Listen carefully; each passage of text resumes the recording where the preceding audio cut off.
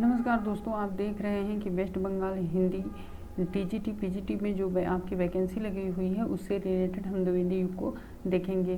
तो ये द्विवेदी युग का जो पीडीएफ है आपको हम टेलीग्राम पे शेयर कर देंगे। आप वहीं पर जाके ये सारी चीज़ें पढ़ लीजिएगा। हम यहाँ पर आपको एमसीक्यू बेस पीवाईक्यू बेस जो है आपको कराएंगे। तो आप मेरा ऐप डाउनलोड करके 60 में से 60 नंबर कैसे पाएँ वो वीडियो ज़रूर देख लीजिएगा। टेलीग्राम अवश्य ज्वाइन कर लीजिएगा। वीडियो के डिस्क्रिप्शन के नीचे आपको ऐप टेलीग्राम का लिंक मिल जाएगा, जहाँ से आप जो है ये सारे क्वेश्चन जो है देख पाएंगे और ये पीडीएफ वहीं टेलीग्राम पे शेयर कर देंगे। हम केवल एमसीक्यू कराएंगे, आंसर के साथ व्याख्या सब चीज़ आपको टेलीग्राम पे मिल जाएगा। टेलीग्राम पे ये पीडीएफ शेयर कर देंगे। चलिए, वीडियो के बाद टेलीग्राम पे ये पीडीएफ चला जाता है, तो आप टेलीग्राम से पीडीएफ डाउनलोड करके वहाँ से भी पढ़ सकते हैं। तो आप ऐप डाउनलोड कर लीजिएगा और ऐप डाउनलोड करके 60 में से 60 नंबर कैसे पाएँ वो वीडियो देख लीजिएगा। उसमें टेस्ट सीरीज आपको फ्री मिल जाती है। चलिए हम आगे बढ़ते हैं। कहते हैं कि द्विवेदी युग की समय अवधि मानी जाती है। तो आप जानते हैं द्विवेदी युग का जो समय माना जाता है वो 1900 से लेकर के 1920 ईस्वी माना जाता है। द्विवेदी युग का प्रमुख कवि कौन था? द्विवेदी युग का प्रमुख कवि कौन था? तो आप जानते हैं द्विवेदी युग का जो प्रमुख कवि था वो कौन था? तो आप जानते हैं जो द्विवेदी युग के प्रमुख कवि हैं वो मैथिली शरण गुप्त हैं। सी विकल्प आपका क्या हो जाएगा? सही हो जाएगा। कहते हैं कि साहित्यकार को द्विवेदी युग का प्रवर्तक माना जाता है। तीसरे नंबर का आप देखेंगे तो आप जानते हैं द्विवेदी युग का जो प्रवर्तक माना जाता है महावीर प्रसाद द्विवेदी को माना जाता है। कहते हैं कि भारत भारती काव्य के रचयिता कौन है? तो आप जानते हैं भारत भारती काव्य के जो रचयिता हैं वो कौन है? मैथिली शरण गुप्त हैं। चलिए नेक्स्ट क्वेश्चन की बात करते हैं। द्विवेदी युग के साहित्य में मुख्य प्रवृत्तियाँ क्या रहीं? द्विवेदी युग की प्रवृत्तियाँ क्या रहीं? तो आप जानते हैं राष्ट्रीय चेतना एवं समाज सुधार की क्या होती है? बात होती है। निम्नलिखित में से कौन सी पत्रिका महावीर प्रसाद द्विवेदी ने संपादित की थी? तो आप जानते हैं ये सरस्वती पत्रिका की बात होती है। चलिए नेक्स्ट क्वेश्चन की हम क्या करते हैं, बात करते हैं। कहते हैं प्रियप्रवास महाकाव्य किस कवि की रचना है? तो प्रियप्रवास की जब बात आती है तो आप जानते हैं अयोध्या सिंह उपाध्याय हरिऔध की क्या आती है? बात आती है। अयोध्या सिंह उपाध्याय हरिऔध की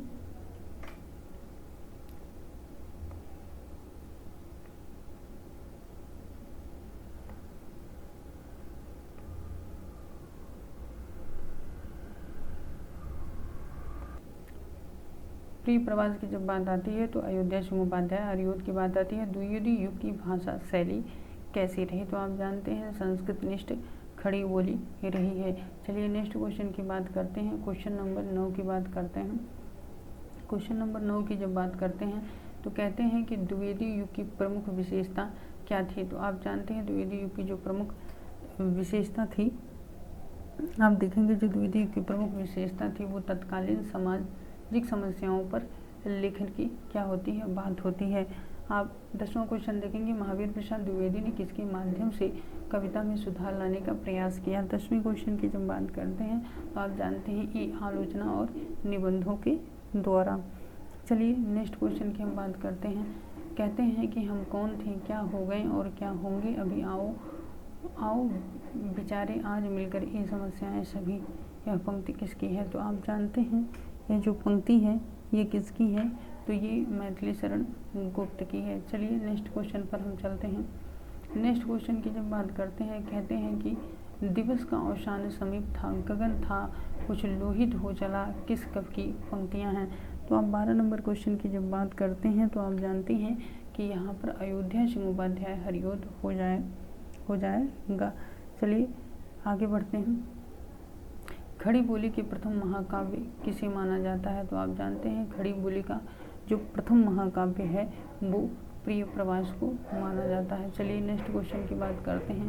कहते हैं कि निम्नलिखित रचनाकारों को जन्म वर्ष की दृष्टि से सही अनुक्रम है? तो आप 14 नंबर क्वेश्चन की जब बात करते हैं तो आप जानते हैं कि सिरकत पाठक महावीर प्रसाद द्विवेदी मैथिली शरण गुप्त रामनरेश त्रिपाठी इसका जो है विकल्प क्या हो जाएगा? सही हो जाएगा। चलिए नेक्स्ट क्वेश्चन की बात करते हैं। कहते हैं कि निम्नलिखित में से कौन सी रचना महावीर प्रसाद द्विवेदी का है? तो आप जानते हैं कि महावीर प्रसाद द्विवेदी जी की जो रचना है वो कौन सी है? तो वो सभी रचनाएं हैं काव्य, मंजूषा, सुमन, कविता, कल्प आपका हो जाएगा। चलिए 16 नंबर की तरफ हम बढ़ते हैं।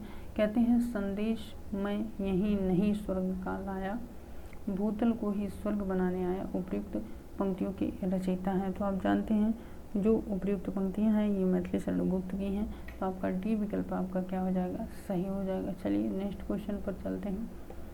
कहते हैं कि मैथिली शरण गुप्त को राष्ट्र कवि की उपाधि किसने दी?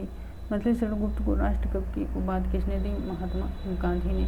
निम्नलिखित में से गया प्रसाद शुक्ल स्नेही की रचना कौन सी है?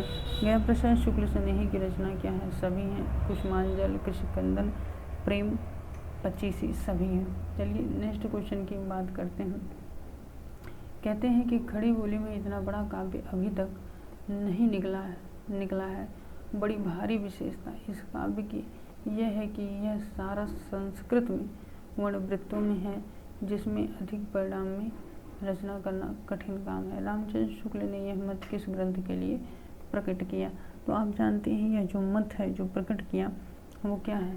सी यानी प्रिय प्रवास की क्या होती है, बात होती है। चलिए नेक्स्ट क्वेश्चन। द्विवेदी युगीन कविता की मुख्य प्रवृत्तियाँ क्या हैं? द्विवेदी युगीन कविता की जो मुख्य प्रवृत्तियाँ हैं वो क्या हैं? इतिवृत्तात्मकता है। चलिए नेक्स्ट क्वेश्चन की बात करते हैं। कहते हैं पंचवटी खंड काव्य की रचना किस कवि द्वारा की गई? पंचवटी की जो रचना है वो किस काव्य के द्वारा की गई? तो आप जानते हैं पंचवटी की जब बात आती है तो ये मैथिली शरण गुप्त की बात आती है। चलिए 22 नंबर के क्वेश्चन की बात होती है। कृषक क्रंदन इनमें से किसकी काव्य कृति है? तो आप जानते हैं कृषक क्रंदन जो है ये गया प्रसाद शुक्ल स्नेही की क्या है, रचना है। चलिए नेक्स्ट क्वेश्चन पे आगे बढ़ते हैं। 23 नंबर क्वेश्चन की जब बात आती है तो कहते हैं कि निम्नलिखित में से किस कवि का उपनाम हितैषी है? तो आप जानते हैं हितैषी की जब बात आती है तो जगदम्बा प्रसाद की क्या आती है, बात आती है। तो डी विकल्प आपका सही हो जाएगा। चलिए हल्दी घाटी नामक महाकाव्य की रचयिता कौन है? हल्दी घाटी की रचयिता कौन है? तो आप जानते हैं श्याम नारायण पांडे। चलिए नेक्स्ट क्वेश्चन की बात करते हैं। साकेत के रचनाकार कौन है? साकेत के रचनाकार कौन है? तो साकेत के जो रचनाकार हैं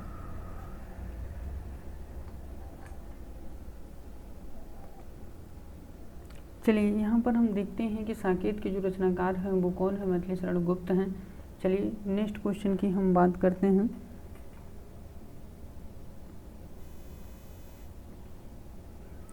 नेक्स्ट क्वेश्चन की जब बात करते हैं कहते हैं कि आपका आ जाता है कि ब्रज कोकिल के नाम से प्रसिद्ध कवि हैं। तो आप जानते हैं कि ब्रज कोकिल के नाम से जो प्रसिद्ध है वो सत्यनारायण कविरत्न की बात आती है। उद्धव शतक के नामक काव्य के रचयिता कौन है? तो आप जानते हैं जो काव्य के रचयिता हैं वो जगन्नाथ दास रत्नाकर हैं। इनमें से कौन सी रचना मैथिली शरण गुप्त की है? तो आप जानते हैं उपयुक्त सभी हो जाएगा इसमें आपका विकल्प। चलिए ज्ञानदास के संचित कोश का नाम साहित्य है कथन किसका है? तो महावीर प्रसाद द्विवेदी का है। काव्य मंजूषा के रचयिता कौन है? तो आप जानते हैं महावीर प्रसाद द्विवेदी। तो आपका ए विकल्प यहाँ पर क्या हो जाएगा, सही हो जाएगा। तो इन सब सारी चीज़ों को आप जो है देख चुके होंगे। आशा करते उम्मीद करते हैं कि वीडियो पसंद आई होगी। वीडियो पसंद आई तो वीडियो को लाइक करिएगा, चैनल को सब्सक्राइब करिएगा, टेलीग्राम अवश्य रूप से ज्वाइन कर लीजिएगा और वीडियो के डिस्क्रिप्शन में आपका लिंक मिल जाएगा, उसको डाउनलोड करके 60 में से 60 अंक कैसे लाना वो वीडियो ज़रूर देख लीजिएगा। उस वीडियो के साथ आपको मॉक टेस्ट फ्री में मिल जाता है और ये PDF जो है टेलीग्राम पर हम वीडियो के बाद शेयर कर देंगे। धन्यवाद।